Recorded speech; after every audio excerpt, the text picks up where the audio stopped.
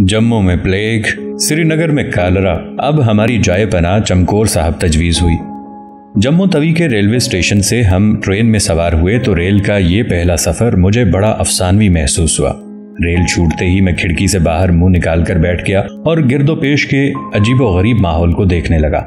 नज़दीक के खंबे बर्क रफ्तारी से पीछे की तरफ भाग रहे थे। दूर के दरख्त बड़े आराम से हमारे साथ साथ आगे की तरफ रवां थे। वुस्ता कायनात साकतो जामत थी।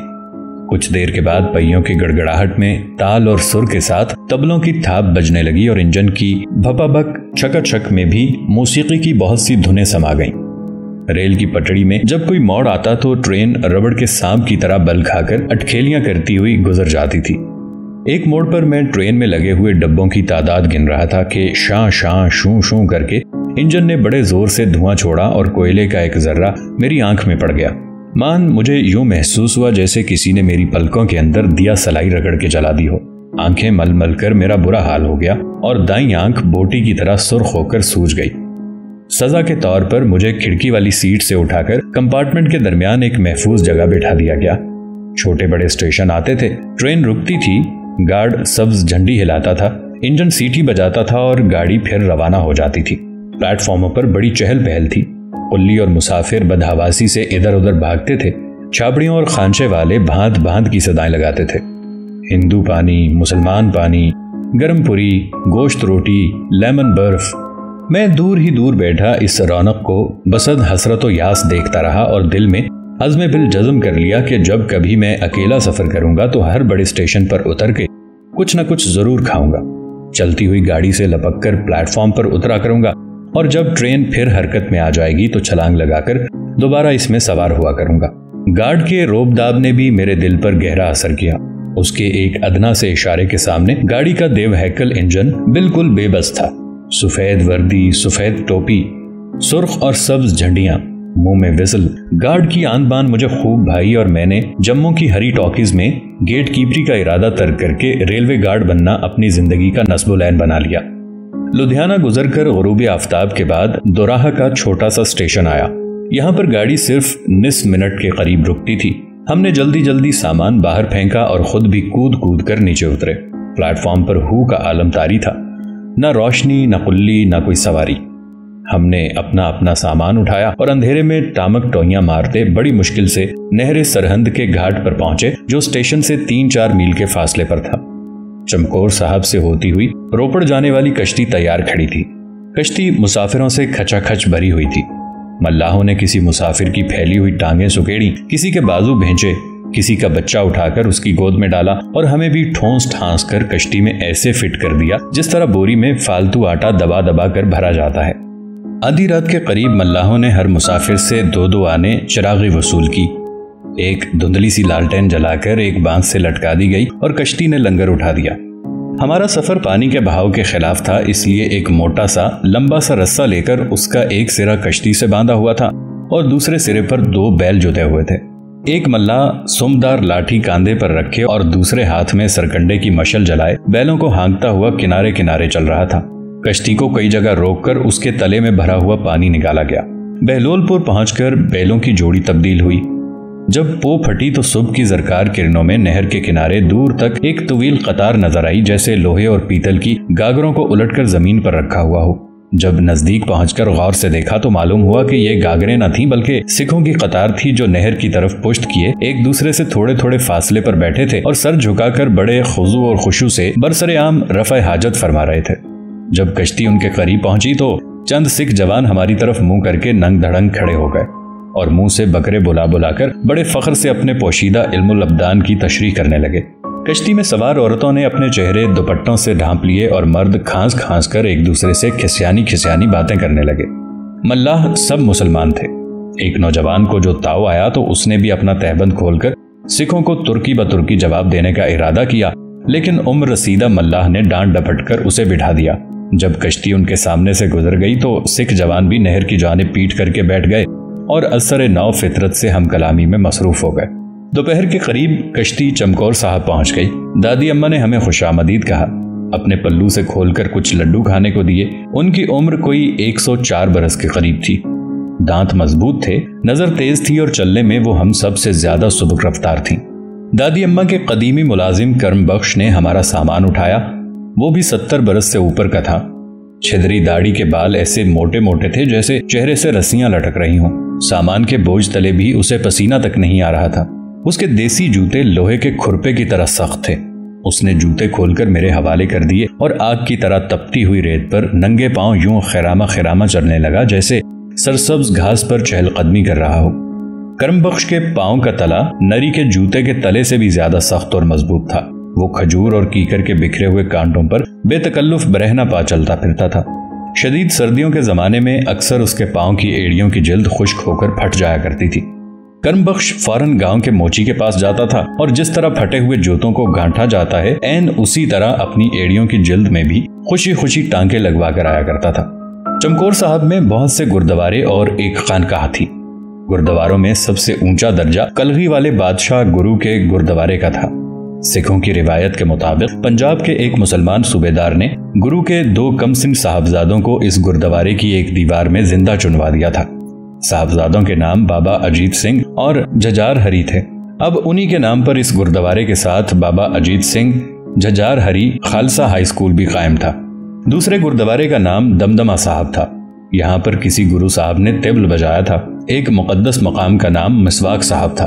یہاں پر ایک گرو صاحب نے اپنے دندان مبارک پر مسواک فرمائی تھی۔ ایک اور پاکیزہ جگہ جھاڑ صاحب کہلاتی تھی۔ یہاں پر کسی گرو صاحب نے غالباً کچھ اور کیا ہوگا۔ چمکور صاحب کی اکلوتی خانقاہ بابا صاحبہ تھی۔ بابا صاحبہ دراصل بابا شہاب الدین کا عرف عام تھا۔ وہ اپنے زمانے کے صاحب کرامت بزرگ مانے جاتے تھے۔ زہد و عبادت کے علاوہ بابا شہاب الدین اپنے علاقے کے قاضی بھی تھے اور قصب معاش کے لیے نیل کا کاروبار کرتے تھے۔ بابا صاحب کے صحن میں نیل کے بھرے ہوئے مٹکوں کی قطاریں پڑی رہتی تھی۔ ایک روز آدھی رات گئے سکھوں کے گرو اچانک بابا صاحب کے احاطے میں آ گئے۔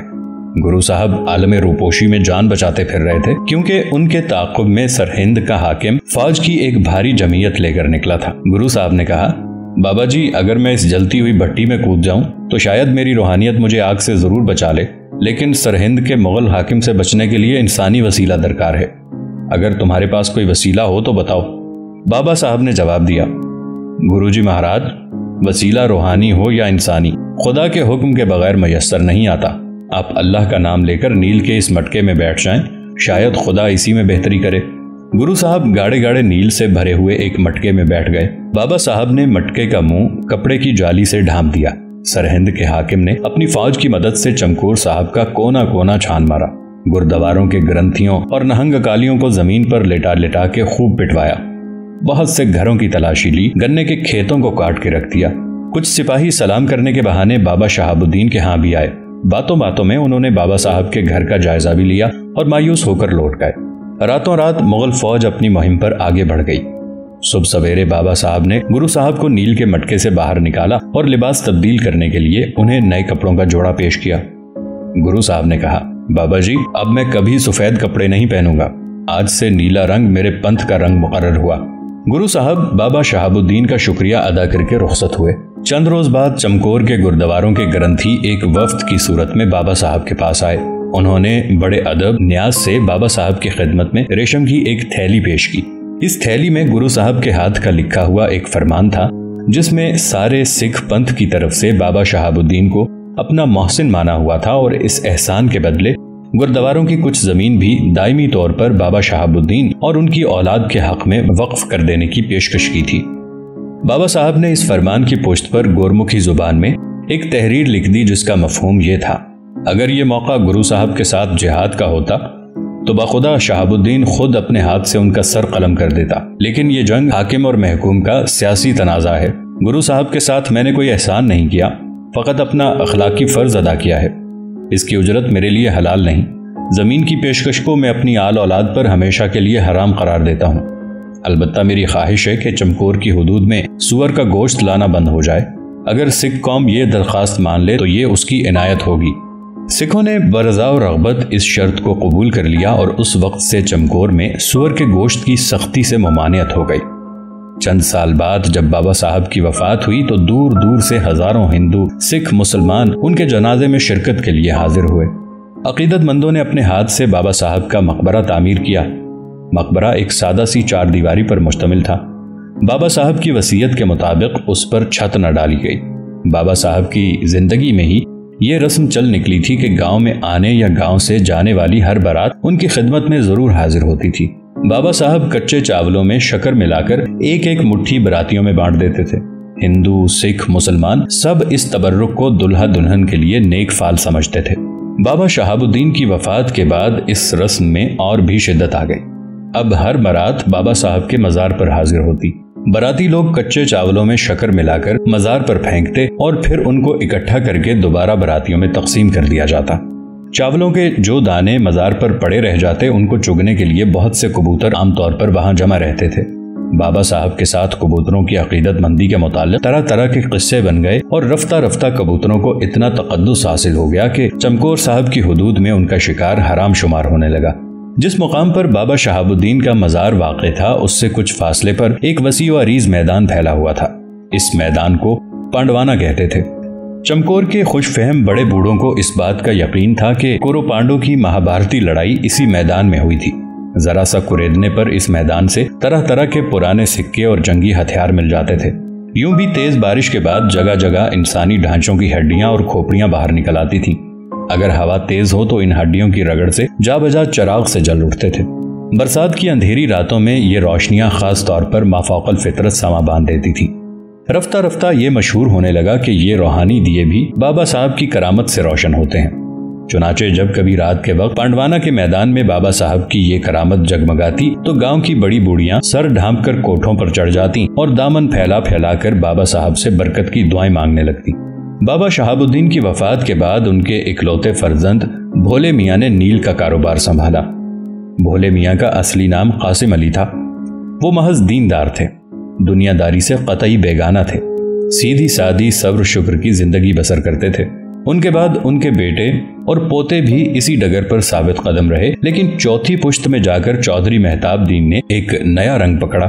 سب سے پہلے انہوں نے گردواروں کے گرنتھیوں سے مل کر زمین کی پیشکش پر حق جمانے کی کوشش کی۔ یہاں سے ناکام ہو کر انہوں نے نیل کا ایک پرانا مٹکا لے کر اسے پھولوں سے خوب سجایا، گھر کے صحن میں ایک زرکار شامیانہ تان کر اس کے نیچے ایک خوبصورت تخت بچھایا۔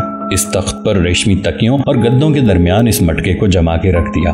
دو خوشپوش نہنگ کالی ملازم رکھے جو مورچھل پنکھے اٹھائے ہر وقت حاضر رہتے تھے اور بڑے ادب سے مٹکے پر آہستہ آہستہ پنکھا ہلاتے رہتے تھے۔ چودھری مہتاب دین نے چار دانگے عالم میں یہ چرچا کر دیا کہ یہی وہ مقدس مٹکا ہے جس میں بابا شہاب الدین نے گرو صاحب کو چھپا کے رکھا تھا۔ پہلے اکا دکا سکھ مٹکے کی زیارت کے لیے آئے، پھر عقیدت مند دیویاں چڑھاوے کے پھول، حلوہ، مٹھائیاں اور پھل لا کر درشن کرنے لگیں۔ چند مہینوں کے بعد جب سنگھ سبھا کے موقع پر چمکور میں سکھوں کا سالانہ اجتماع ہوا تو ہزاروں زائرین نے مٹکے کو تعظیم دی۔ چودھری مہتاب دین نے تعظیم دینے کا عملی طریقہ یہ رائج کر رکھا تھا کہ عقیدت مند پہلے ہاتھ جوڑ کر مٹکے کو نمسکار کرتے تھے، پھر گھٹنوں کے بل جھک کر اسے بصد ادب و احترام چھوتے تھے اور آخر میں چاندی کے روپاؤں یا سونے کے مہروں کا نذرانہ مٹکے میں ڈال دیتے تھے۔ پہلی سنگھ سبھا پر 1,500 ہزار روپے جمع ہوئے، دوسری پر 5-6 ہزار اور اسی طرح بڑھتے آخر ایسا وقت بھی آ گیا کہ سنگھ سبھا کے روز مٹکا بار بار بھرتا تھا اور بار بار خالی ہوتا تھا۔ 5-7 برس میں چودھری مہتاب دین ایک معمولی نیل فروش سے ترقی کر کے لکھ پتی رئیس بن گئے۔ چمکور کے ارد گرد انہوں نے سینکڑوں ایکڑ اراضی خرید لی اور بابا شہاب الدین کے کچے مکان کو مسمار کر کے ایک عالیشان حویلی تعمیر کروا لی، جس کے چوبارے کی چھت بلندی میں آس پاس کے گردواروں کے کلس کا مقابلہ کرتی تھی۔ گرنتھیوں کو یہ گستاخی ناگوار گزری۔ یوں بھی کچھ عرصے سے جملہ گرنتھی چودھری مہتاب دین سے خار کھائے بیٹھے تھے۔ مٹکے کی بڑھتی ہوئی مقبولیت نے گردواروں کی آمدنی پر اثر انداز ہونا شروع کر دیا تھا اور چودھری مہتاب دین کی روز افزوں عمارت میں گرنتھیوں کو اپنے حقوق کا خون نظر آ رہا تھا۔ ادھر سکھوں میں صلاح مشورے شروع ہوئے کہ چودھری مہتاب دین کے چوبارے کی بلندی گردواروں کے کلس سے بہرحال کمتر ہونی چاہیے۔ ادھر چودھری صاحب نے نہلے پر دہلا مارا اور اس سازش کا منہ توڑ جواب دینے کے لیے انہوں نے اپنے چوبارے کی چھت پر سکھ پنتھ کے بے شمار جھنڈے گاڑ دیے۔ اندر وہی زرکار شامیانہ تان کر تخت پوش بچھایا اور تخت پوش پر ریشمی گدوں اور گدیلوں کے درمیان نیل کا خالی مٹکا جما کے رکھ دیا۔ اب یہ کمرہ چوبارہ مٹکا صاحب کہلانے لگا اور سکھوں کے دور تک شہرت ہو گئی کہ واہ بھائی واہ، چودھری مہتاب دین نے بھی کمال کر دیا۔ اپنے خرچ پر مٹکا صاحب کے لیے ایسا بلند و بالا چوبارہ بنایا ہے کہ چمکور کے گردواروں کو بھی مات کر گیا۔ ہر سنگ سبا کے بعد چودھری مہتاب دین سونے چاندی کے سکوں کو گلا کر سلاخوں میں ڈال لیتے تھے اور ان سلاخوں کو تانبے کی گھاگروں میں بھر کر اپنی حویلی کی اندرونی دیواروں میں خفیہ طور پر گاڑ دیتے تھے۔ اس خزانے کی حفاظت کے لیے چودھری صاحب نے ایک نرالی ترکیب نکالی۔ انہوں نے 8-10 قاری اور حافظ جمع کر کے ملازم رکھ لیے۔ اندر کے کمرے میں ہر قاری بار بار 2-2 3-3 گھنٹے بابا شہاب الدین کے لیے قرآن خوانی کرتا تھا۔ 1-2 نوکر ان کی خدمت پر ہمہ وقت مامور رہتے تھے۔ چنانچہ اندرونی کمروں میں 24 گھنٹے چراغ جلتا تھا اور قرآن خوانی ہوتی تھی۔ 1 پنتھ 2 کاج، ہم خرما و ہم ثواب۔ شہاب الدین کی روح کو ایصال ثواب بھی ہوتا رہتا تھا اور چودھری مہتاب دین کے گڑے ہوئے خزانے کی حفاظت بھی بعنوان شائستہ ہوتی رہتی تھی۔ دن رات قرآن خوانی کی خبر پھیلی تو لوگوں نے فرط حیرت و مسرت سے اپنی انگلیاں کاٹ لیں۔ واہ بھائی واہ، چودھری مہتاب دین کی کیا بات ہے، بابا صاحب کی روح پاک کے لیے دن رات چراغ جلاتا اور قرآن شریف پڑھواتا ہے۔ چودھری صاحب نے بھی اپنی سعادت مندی کا مزید ثبوت دینے کے لیے بابا شہاب الدین کے مزار کی مرمت پر بے دریغ روپیہ خرچ کیا۔ قبر کا تعویذ بیش بہا سنگ مرمر کا بنوایا اور فرش اور دیواروں پر بے شمار چھوٹے چھوٹے خوشنما شیشے چڑھوا دیے۔ اب مزار پر ایک چراغ جلتا تھا، فرش اور دیواروں پر اس کے سینکڑوں عکس جگمگا اٹھتے تھے۔ عقیدت مند سرشار ہو کر جھومتے تھے اور چودھری مہتاب دین کی امارت اور سخاوت کے گن گاتے تھے۔ دین کی طرف سے بے نیاز ہو کر اب چودھری مہتاب دین نے اپنی دولت کا رخ دنیا کی طرف بھی موڑنا شروع کر دیا۔ حویلی کے بڑے احاطے میں صبح و شام دربار لگا کر بیٹھنے لگے۔ سرخ بانات پر سنہری گوٹ کا شامیانہ لگتا تھا۔ نقرئی پایوں والی زرکار مسند پر چودھری صاحب خود بیٹھتے تھے۔ پیچھے 8-10 چوبدار شامدار عصا لیے مستعد کھڑے رہتے تھے۔ دائیں بائیں خوش پوشاک خادم 10 بستہ حاضر رہتے تھے۔ سامنے درباریوں کی نشستیں تھیں۔ درباریوں میں قلاوزے، ملاؤں، شراد کھانے والے پنڈتوں اور بھنگ کے رسیا نہنگ اکالیوں کی اکثریت تھی۔ ان لوگوں کو اپنے دربار سے وابستہ رکھنے کے لیے مہتاب دین طرح طرح کے پاپڑ بیلتے تھے۔ مولویوں کے لیے 2 وقت پلاؤ، گوشت اور مرغ پکتے تھے۔ پنڈتوں کے لیے پوری کچوری، حلوے اور کھیر کا دور چلتا تھا۔ نہنگ اکالیوں کے لیے بڑے بڑے کنڈوں میں بھنگ بھگوئی جاتی تھی اور بالٹیاں بھر بھر کے تقسیم ہوتی تھی۔ یوں بھی گرد و نواح کے اٹھائی گیرے، رسا گیر اور نامی گرامی چور اچکے وقتاً فوقتاً حاضر ہوتے رہتے تھے اور چودھری مہتاب دین کے ساتھ ذاتی رابطہ قائم رکھتے تھے۔ اپنی نوابی کا مکمل ٹھاٹھ جمانے کے لیے چودھری صاحب نے 6-6 فٹ کے 5 تنومند گھڑ سواروں کا دستہ بھرتی کیا اور اپنی سواری کے لیے ایک بوڑھا سا ہاتھی بھی کہیں سے خرید لائے۔ اس ہاتھی پر چاندی کا ہودہ لگا کے چمکور کے گلی کوچوں میں ہوا خوری کے لیے نکلا کرتے تھے۔ مضافات میں اپنی زمینداری کا دورہ کرنے کے لیے وہ اور ان کا عملہ رتھوں پر سوار ہوتا تھا۔ ان رتھوں کے لیے انہوں نے ہریانے کے چاق و چوبند بیلوں کی خوبصورت جوڑیاں پال رکھی تھیں۔ جب بیل رتھوں میں جتتے تھے تو ان پر زربفت کے جھول ڈال دیے جاتے تھے۔ گلے میں چاندی کی ننھی ننھی گھنٹیاں لٹکتی تھیں اور سینگوں پر سونے کے خول چڑھائے جاتے تھے۔ اپنے بیلوں سے چودھری مہتاب دین کو خاص الفت تھی۔ ہر صبح وہ ان کا چارہ اپنے سامنے ڈلواتے، دن میں کئی بار ان پر پھریرا ہوتا اور ہر جمعرات کو خالص گھی اور شکر میں مکئی کی روٹی کی چوری کوٹ کر انہیں کھلائی جاتی تھی۔ رت کھینچنے کے بعد بیلوں کو پانی میں گلاب کا عرق ملا کر پلایا جاتا تھا۔ جوں جوں دولت کی ریل پیل بڑھتی گئی، چودھری مہتاب دین کی دلچسپیاں بھی گھوڑوں، بیلوں اور ہاتھیوں کی دنیا سے نکل کر اپنی جولانیوں کے لیے نئے نئے میدان مارنے لگیں۔ طبیعت میں اقتدار کی ہوس اور دماغ پر عمارت کا بھوت سوار تھا۔ ان کی سب سے عزیز خواہش تھی کہ 4 دانگ عالم میں ان کے نام کا ڈنکا بجے۔ جس طرف سے وہ گزر جائیں لوگ انگلیاں اٹھا اٹھا کر کہیں یہ چودھری مہتاب دین کی سواری جا رہی ہے۔ چوبارہ مٹکا صاحب کے مالک، راجوں کے یارے غار، مہاراجوں کی ناک کے بال، چودھری مہتاب دین، جن کے جاہ و جلال اور تجھ کو احتشام کے سامنے سارے مہجے میں کسی اور کا چراغ نہیں جل سکتا۔ لیلائے آرزو کے اس جنون میں چودھری صاحب نے سب سے پہلے روپڑ کے راجہ بھوپ سنگھ کو بڑی خوشامد سے چمکور صاحب تشریف لانے کی دعوت دی۔ بھوپ سنگھ کو مہاراجہ رنجیت سنگھ نے روپڑ کا حاکم مقرر کر کے بھیجا تھا۔ دریائے ستلج کے کنارے اس چھوٹے سے شہر کی اہمیت ابتدا میں صرف اتنی تھی کہ یہاں سے پٹیالہ، جیند اور نابھا کے راجواڑوں پر نظر احتساب رکھنا آسان تھا۔ رفتہ رفتہ انگریزوں کا دام اقتدار پھیلتا پھیلتا دریائے ستلج تک پہنچ گیا اور انگریزوں اور سکھوں کے درمیان ایک سرحدی شہر کی حیثیت سے اب روپڑ کو بڑا اہم مقام حاصل ہو گیا۔ راجہ بھوپ سنگھ نے اس صورتحال سے پورا فائدہ اٹھایا۔ انگریزوں کے خلاف رنجیت سنگھ کے ساتھ اور رنجیت سنگھ کے خلاف انگریزوں کے ساتھ اس نے ساز باز کا کچھ ایسا جال بنا کہ دونوں بھوپ سنگھ کو اپنا جگری دوست ماننے لگے۔ اور سازشوں کے اس الجھاؤ میں بھوپ سنگھ رفتہ رفتہ روپڑ کا خود مختار حکمران سا ہو گیا۔ لاہور کا دربار اور انگریزوں کے ایجنٹ راجہ بھوپ سنگھ کو منہ مانگی رقمیں بھیجتے رہتے تھے، جنہیں وہ شراب کباب اور عورت پر بے دریغ خرچ کر ڈالتا تھا۔ اگر کبھی یہ رقمیں وصول ہونے میں تاخیر ہو جاتی تو بھوپ سنگھ کے سپاہی روپڑ کے گرد و نواح میں نکل جاتے اور دن دہاڑے ڈاکے ڈال کے سونا چاندی اور غلے کے علاوہ گائے بھینسوں گھوڑوں اور جوان عورتوں کو بھی ایک ہی لاٹھی سے ہانک لاتے تھے۔ راجہ بھوپ سنگھ عرصے سے چودھری مہتاب دین کی دن دگنی اور رات چگنی عمارت کے چرچے سن رہا تھا۔ اسے وہ طلسماتی مٹکا دیکھنے کا بھی شوق تھا جو سال میں کئی بار دولت کے انبار اگلتا تھا۔ اس کے علاوہ چمکور صاحب کے مقدس گردواروں کی زیارت بھی ایک بہانہ تھی۔ چنانچہ جب بھوپ سنگھ کو چودھری مہتاب دین کا دعوت نامہ ملا تو اس نے بصر و چشم قبول کر لیا۔ یہ خبر سن کر چودھری صاحب کا سر وفور مسرت سے چکرانے لگا اور انہوں نے فوراً بابا شہاب الدین کے مزار پر حاضر ہو کر 2 نفل شکرانہ ادا کیے۔ راجہ بھوپ سنگھ کی خاطر تواضع اور استقبال کے لیے چودھری مہتاب دین نے جس پیمانے پر انتظامات شروع کیے وہ اپنی مثال آپ تھے۔ سارے گاؤں کے در و دیوار پر چودھری صاحب نے اپنی جیب سے سفیدی پھروائی، گلی کوچوں میں ہلوان بچھایا، بچوں کو نیلے اور سبز ریشم کی وردیاں سلوا کے دیں۔ وہ رنگ برنگی جھنڈیاں لے کر صبح و شام جلوس نکالتے تھے اور نعرے لگانے کی مشق کرتے تھے۔ ہر مشق کے بعد انہیں دودھ جلیبی اور موتی چور کے لڈو بانٹے جاتے تھے۔ پانڈوانا کے میدان میں راجہ بھوپ سنگھ کے سواروں اور سپاہیوں کے لیے خیموں اور شامیانوں کی قطاریں ایستادہ ہو گئیں، جن میں سینکڑوں مشلوں، شموں اور فانوسوں کا انتظام کیا گیا تھا۔ گرد بٹھانے کے لیے 20 سقے صبح و شام چاروں طرف چھڑکاؤ کرتے تھے۔ چھڑکاؤ کے پانی میں عرق گلاب کی بوتلیں بڑی فیاضی سے ملائی جاتی تھیں۔ چودھری مہتاب دین کی حویلی کے مردانے میں راجہ بھوپ سنگھ کی رہائش کا بندوبست کیا گیا تھا۔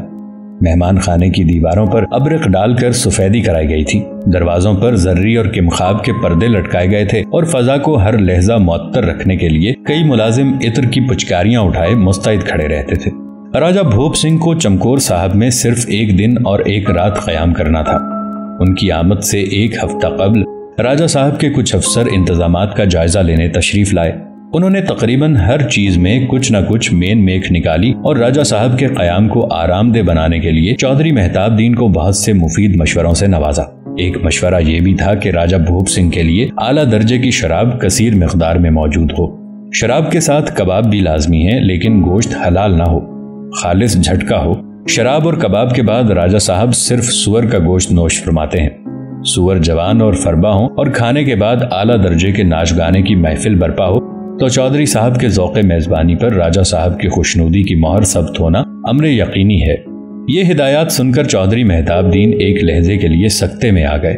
ان کی رگوں میں بابا شہاب الدین رحمت اللہ علیہ کے خون کا جو حصہ تھا اس نے دم بھر کے لیے جوش مارا، لیکن دوسرے لمحے وہ سنبھل کر بیٹھ گئے اور جاہ و جلال کی شہرت نے موروثی توہمات کے تانے بانے ادھیڑ کر پھینک دیے۔ چودھری صاحب نے اپنا خاص رتھ 2 خوش سلیقہ مصاحبوں کے ساتھ امبالہ کی طرف بھگایا تاکہ وہ یکتائے روزگار موسیقار جھمکا جان اور جگادھری کی مشہور عالم رقاصہ ترنجن بائی کو جس قیمت پر ہو سکے اپنے ساتھ لوا لائیں۔ دونوں کے ساتھ 3-3 ہزار روپیہ نقد، 1 جڑاؤ گلوبند اور 2 شاہانہ جوڑوں پر معاملہ طے ہوا اور پانڈوانا کے میدان میں ان کے طائفوں کے لیے کئی اور خیمے بھی نصب ہو گئے۔ شراب کے لیے چودھری صاحب نے اپنے گماشتے لدھیانہ روانہ کیے۔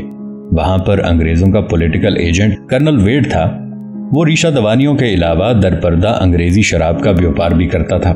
چودھری مہتاب دین کے آدمی اس سے منہ مانگی قیمت پر اعلیٰ درجے کی ولایتی شراب کی 3-4 پیٹیاں خرید لائے۔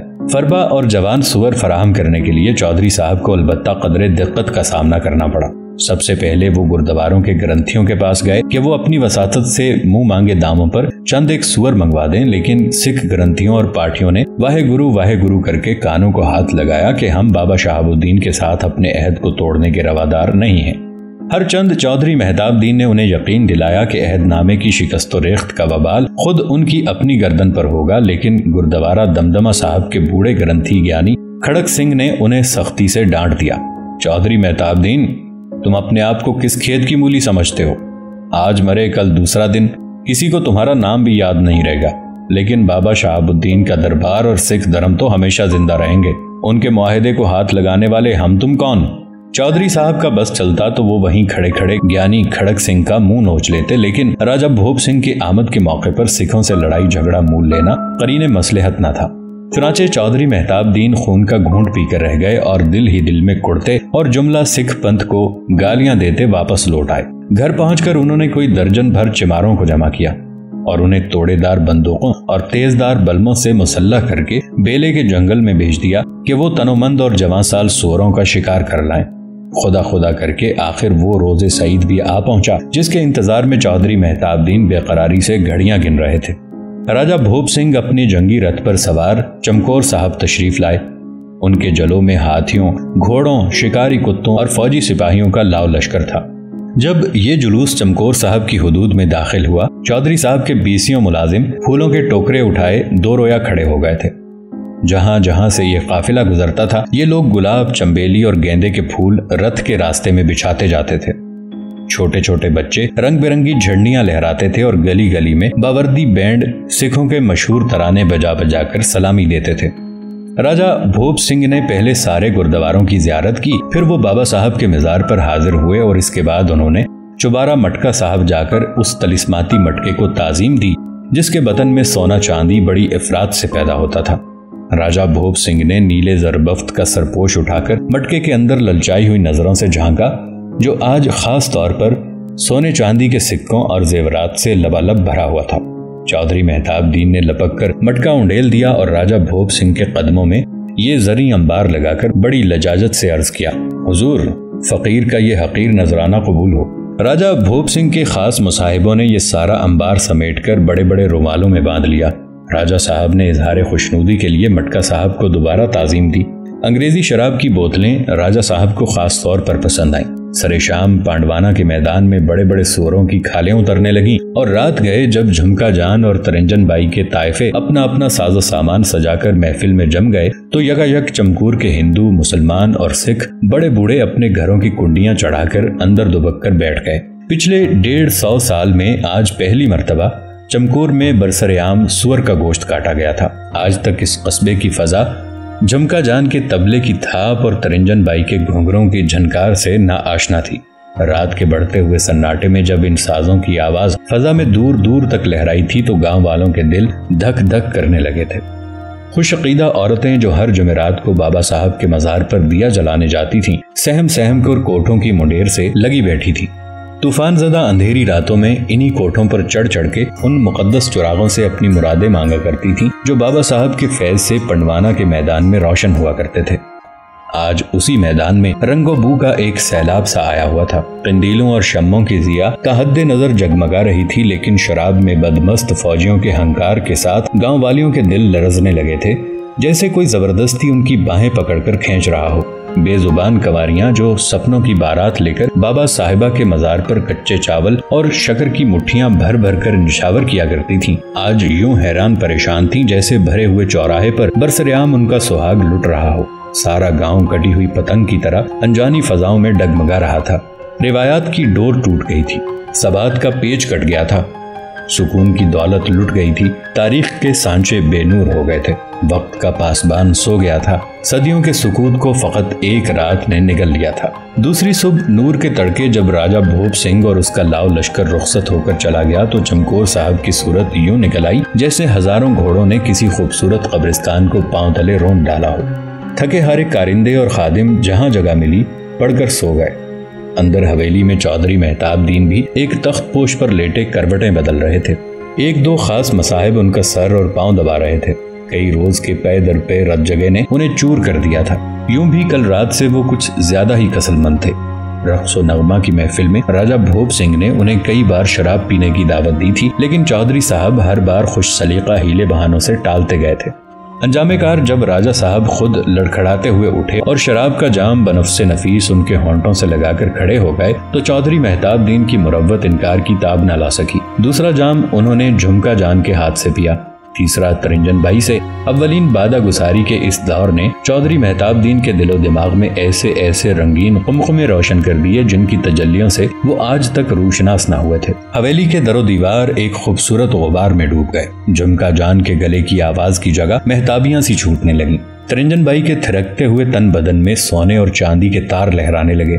رنگ و نور کے اس سیلاب میں چودھری مہتاب دین غبارے کی طرح اڑ رہے تھے۔ لیکن جب صبح ہوئی تو ٹوٹتا ہوا خمار چودھری صاحب کے رگو پے میں ٹیسے مارنے لگا۔ وہ اپنے تخت پوش پر اوندھے پڑے ہوئے کرا رہے تھے۔ اس عالم میں سردار نونہال سنگھ نے انہیں ایک مجدہ جانفزہ سنایا۔ سردار نونہال سنگھ چوبارہ مٹکا صاحب کی سیوا پر مامور تھے اور اس روحانی کاروبار میں چودھری مہتاب دین کے دستے راست تھے۔ سردار نونہال سنگھ نے چودھری صاحب کا ہاتھ پکڑ کر کہا، چودھری اٹھو، اس طرح حاملہ عورت کی طرح پڑے پڑے کب تک کراہتے رہو گے؟ چودھری صاحب اپنا دکھتا ہوا بدن سنبھال کر تخت پوش پر اکڑوں بیٹھ گئے۔ چودھری، ہیرا ہیرے کو کاٹتا ہے، سردار نونہال سنگھ نے کہا۔ شراب کا کسل بھی شراب ہی سے جائے گا۔ سردار نونہال سنگھ کے اصرار پر چودھری مہتاب دین نے شراب کے ایک دو گھونٹ پیے تو ان کے کسیلے منہ کا ذائقہ بدل گیا، زبان پر تراوت آ گئی، گلا کھل گیا اور جسم کے دکھتے ہوئے جوڑوں میں اثر نو نشاط اود کر آیا۔ زندگی کے کیف کا یہ تیرے بہدف نسخہ چودھری صاحب کو بہت پسند آیا۔ انگریزی شراب کی بچی کچی بوتلیں جو ٹوکرا بھر کر باہر بھجوائی جا رہی تھیں انہوں نے واپس منگوا لی اور اپنے دیوان خانے کی الماری میں احتیاط سے رکھ کر تالا لگا دیا۔ شام کے وقت جب چودھری مہتاب دین ہاتھی پر بیٹھ کر حسب معمول ہوا خوری کے لیے نکلے تو انہیں اپنے گاؤں کا ماحول کچھ پرایا پرایا سا لگا۔ چھوٹے چھوٹے بچے جو کلکاریاں مار کر ہاتھی کی سونٹ سے لٹک جاتے تھے اور ہاتھی انہیں اٹھا اٹھا کر چودھری مہتاب دین کی گود میں ڈال دیتا تھا، آج کہیں نظر نہ آئے۔ وہ نوخیز اور شریر لڑکیاں بھی غائب تھیں جو چودھری کا راستہ روک کر چاندی کے کنگنوں اور سونے کی بالیوں کی فرمائشیں کیا کرتی تھیں۔ آج کسی نے سرے راہ اس کے ساتھ ہلکا پھلکا مذاق نہ کیا۔ وہ سارا گاؤں گھوم آیا لیکن کسی کوٹھے کی چھت سے دعاؤں کی آواز نہ آئی کہ او بابا صاحبہ کے خوشبخت وارث، اللہ تجھے سدا سکھی رکھے۔ اس بے کیف سیر کے بعد جب چودھری صاحب گھر آئے محجوب اور شرمندہ سے تھے، لیکن سردار نونہال سنگھ نے شراب کی بوتل کھول کر سامنے رکھ دی۔ 3 پیگ پی کر چودھری صاحب پھر چہک اٹھے۔ چمکور کی سنسان گلیاں جادو کے زور سے پھر آباد ہو گئیں۔ خاموش کوٹھوں پر خوبصورت پریوں کے جھرمٹ ناچنے لگے، آسمان پر قوس قزح چھا گئی۔ راجہ بھوپ سنگھ نے خوش ہو کر چودھری مہتاب دین کو اپنے ہاتھ سے کئی خط لکھ دیے تھے۔ کچھ پروانے کلکتہ میں بڑے بڑے انگریزوں کے نام تھے جن میں چودھری صاحب کو وفا شعار حکومت انگلشیہ اور معاون دولت برطانیہ کے خطابات سے نوازا گیا تھا، اور بڑے وثوق سے یہ تصدیق کی گئی تھی کہ راجہ بھوپ سنگھ کے بعد ستلج کے اس پار انگریزوں کا سب سے بڑا بحیخہ چودھری مہتاب دین ہی ہے۔ راجہ بھوپ سنگھ کی دوسری سند مہاراجہ رنجیت سنگھ کے دربار کے نام تھی۔ اس میں چودھری مہتاب دین کو سکھ پنتھ کی آنکھ کا تارا اور خالصہ حکومت کا راج دلارا ثابت کر کے یہ سرٹیفکیٹ دیا گیا تھا کہ ستلج کے اس پار راجہ بھوپ سنگھ لاہور دربار کی تلوار اور چودھری مہتاب دین مہاراجہ ادھیراج کی ڈھال ہے۔ سری اکال پورکھ نے ان دو وفادار ثبوتوں کو پیدا کر کے خالصہ دربار کو ستلج پار کی سرحد سے بالکل بے فکر کر دیا ہے۔ راجہ بھوپ سنگھ واحے گرو جی کا خالصہ اور چودھری مہتاب دین واحے گرو جی کی فتح ہے۔ چودھری مہتاب دین نے ان نایاب پروانوں کے لیے ریشم کی تہ در تہ تھیلیاں سلوائیں۔ دن میں کئی بار وہ تھیلیوں کو نسلی بٹیروں کی طرح ہاتھ میں لے کر کبھی سہلاتے تھے کبھی مٹھیاتے تھے۔ رات کے وقت چسکی لگا کر تھیلیوں کو بڑے اہتمام سے کھولتے اور خطوں کو ادب و احترام کے ساتھ سر آنکھوں سے لگاتے اور جھوم جھوم کر بار بار پڑھتے۔ بادامی کاغذ کے یہ پرزے چودھری صاحب کے ذہن میں جل پریوں کی طرح ناچتے اور ان کا ایک ایک حرف الہامی فوار کی طرح ان کی روح کے ریگزاروں پر رنگ برنگ ترشح کرتا۔ لاہور اور کلکتہ کے شاہی درباروں کا تصور ان کے دل و دماغ میں پھل جھڑیاں سی چھوڑتا اور خیالوں کے اس گل و گلزار میں چمکور کی بستی بڑی ذلیل اور بے معنی نظر آتی۔ یہاں کے لوگ طوطا چشم تھے جو چودھری مہتاب دین سے کنی کترا کر گزر جاتے تھے۔ انہوں نے کسی کا قتل نہیں کیا تھا، کسی کا ہاں ڈاکہ نہیں ڈالا تھا، کسی عورت کی آبرو نہ لوٹی تھی۔ اس کے برعکس وہ تو لوگوں کی مدد ہی کیا کرتے تھے۔ انہوں نے تو اس گاؤں کو سر بلند کر دیا تھا۔ چودھری مہتاب دین کے طفیل آج دور دور تک چمکور کا ڈنکا بجتا تھا، لیکن یہاں کے کمینے لوگ اپنی عظمت کے اس احساس سے بے بہرا تھے۔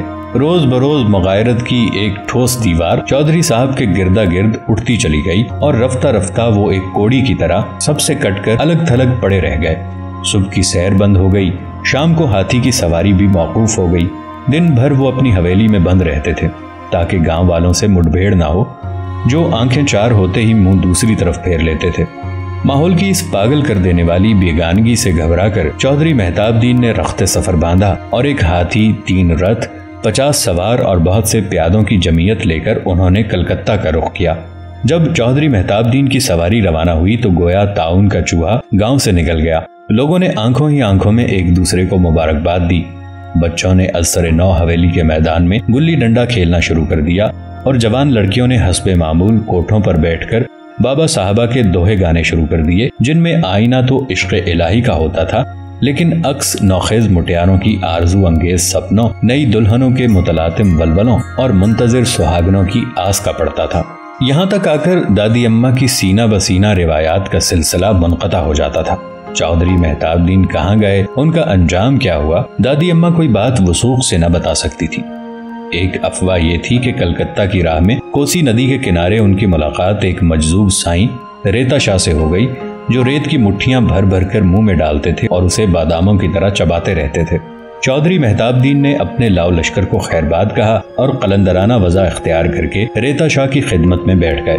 دوسری خبر یہ تھی کہ بنارس کے شہر میں صبح بنارس کی سیر دیکھتے دیکھتے وہ ایک برہمنی پر ہزار جان سے عاشق ہو گئے، جو گنگا میں اشنان کرنے کے بعد سورج دیوتا کو جل چڑھا رہی تھی۔ اس عاشقی میں انہوں نے 4 ابرو کا صفایا کروا دیا اور ایک ہندو سوامی کا چیلا بن کر جوگ لے لیا۔ جتنے منہ اتنی باتیں، لیکن ہمارے بڑے بوڑھوں نے اپنی انا کی حفاظت کے لیے یہ مفروضہ پال رکھا تھا کہ یہ سب پاپڑ بیلنے کے بعد چودھری صاحب لاہور داتا کے دربار میں گوشہ نشین ہو گئے اور چند سال بعد سکھوں کے خلاف کسی معرکے میں جہاد کرتے ہوئے جام شہادت نوش فرمایا۔ چنانچہ دادی اماں اپنی چادر کا پلو پھیلا کر بڑی عقیدت سے دعا مانگا کرتی تھی، اللہ چودھری مہتاب دین کو قدم قدم پر جنت نصیب کرے، وہ دین اور دنیا دونوں سے سرخرو ہو کر اگلے جہان سدھارا۔ مجھے اس بات سے کوئی غرض نہ تھی کہ چودھری مہتاب دین میدان جہاد میں شہید ہوئے تھے یا سائیں ریتا شاہ کے قدموں میں فوت ہوئے تھے یا بنارس کی ہندو براہمنی کے جوگ میں سرگ باش ہو گئے تھے۔ میرے دل و دماغ پر تو ان کے سیماب کی طرح مضطرب کردار کی وہ قلمونی نے ایسی گرفت جما لی تھی جیسے بڑے سائز کا مقناطیس چٹکی بھر لوہے چون کو اپنی کشش میں جکڑ لیتا ہے۔ میرے ذہن سے ہری ٹاکیز جموں کی گیٹ کیپری اور ریلوے ٹرین کا گارڈ بننے کے خیالات کافور کی طرح اڑ گئے اور چودھری مہتاب دین کے نقش قدم پر چلنے کی آرزو نے مجھے مگرمچھ کی طرح غڑاب سے نگل لیا۔ عجیب و غریب خواہشات کی اس دلدل سے مجھے کرم بخش نے نکالا۔ کرم بخش بچپن ہی سے دادی اماں کا ملازم تھا۔ اب اس کی عمر 70 برس سے اوپر تھی، لیکن وہ دن رات تنومند بیل کی طرح بے تکان کام کرتا تھا۔ اس کا تن بدن خاردار کیکر کی طرح سخت اور کرخت تھا، لیکن دل بڑا گداز تھا۔ کہنے کو تو وہ بالکل ان پڑھ اور جاہل تھا، لیکن یوسف زلیخا کے ایک قصے کی کتاب ہاتھ میں الٹی پکڑ کر وہ صحیح ترتیب سے سارے اشعار فر سنا دیتا تھا۔ اگر کتاب اس کے ہاتھ سے لے لی جائے تو اس کی زبان پر نظم کی روانی بھی وہیں رک جاتی تھی۔ وہ خود بھی پنجابی میں بیت کہتا تھا۔ کبھی کبھی چودھری مہتاب دین کے قصے سنا کر جب دادی اماں عجیب سی لے میں بابا شہاب الدین کے گورمکھی دوہے الاپنے لگتی تھیں تو کرم بخشی پاس بیٹھ کر ہمیں ان کا مطلب سمجھایا کرتا تھا۔ کہیں کہیں بابا صاحب کے کلام اور بیان میں حسب ضرورت اصلاح بھی دیتا رہتا تھا۔ بابا شہاب الدین صاحب کے دوہوں کا رنگ کچھ اس طرح کا ہوتا تھا: او میرے یار، میں نے آج تک تیرے باغ میں قدم نہیں رکھا، میں کیا جانوں تیرے پھول پیلے ہیں یا سرخ ہیں یا سفید ہیں، جو تیرا رنگ ہے وہی میرا رنگ ہے، میں تو تیرے باغ میں آنکھوں کے بل جاؤں گی۔ او میرے یار، تیرے دامن کو میں نے کبھی نہیں چھوا، تیرا دامن بادلوں سے پرے ستاروں سے اونچا ہے، میں پجاری تو کبھی تیرے خیال کے دامن کو بھی نہ چھو سکی، تیرا خیال تجھ سے بھی زیادہ تابناک ہے، کیونکہ اس کو میں خود اپنے ہاتھوں سے سجاتی ہوں۔ او میرے یار، رات کی خلوت میں نے تجھ کو لمحہ بھر کے لیے آخر پا ہی لیا۔ اب میری سہیلیاں مجھے تانا دیتی ہیں کہ یہ محض خواب تھا، ایسے خواب پر ہزاروں بیداریاں قربان، میں تو اسی کے انتظار میں پڑی سوتی ہوں۔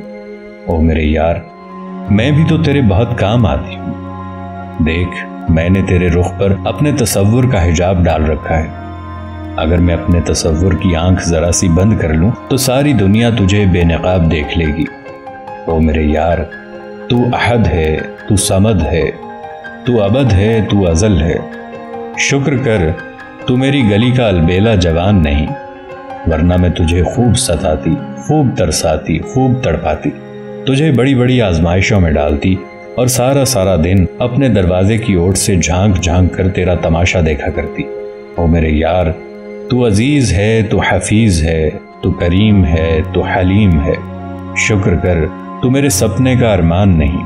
او میرے یار، تو وہاب ہے، تو ستار ہے، تو تواب ہے، تو غفار ہے، شکر کر تو ہمارے کھیت کا راکھا نہیں، ورنہ میں ہر روز تجھے چوری چوری ملنے آیا کرتی۔ تو رکھوالی کر ہی نہ سکتا، سارے کھیت کو چڑیاں چگ جاتی۔ او میرے یار، تو معبود ہے، تو مسجود ہے، تو مقصود ہے، تو موجود ہے، شکر کر تو میں نہیں، ورنہ نہ جانے تیرا کیا حال ہوتا۔